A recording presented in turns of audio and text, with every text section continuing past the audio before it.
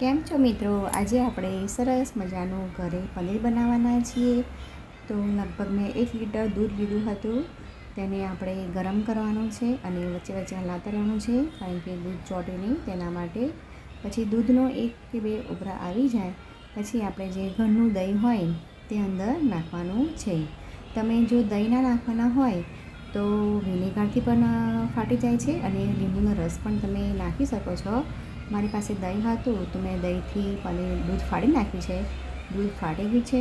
આપણે હવે એને ગળણીના એક કપડામાં એને થોડી વાર માટે પાણી નીતરી જાય ત્યાં સુધી રાખવાનું છે. જો કે સરસ મજાનું પાણી નીતરી ગયું છે.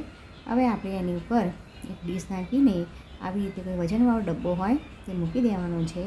થોડી વાર એ પછી જોવાનું કે આપણું સરસ મજાનું પનીર થઈ ગયેલું છે. એને આપણે આડા ઊભા પીસ પાડી દેવાના છે. તો સરસ 12 જેવું ઘરનું પનીર.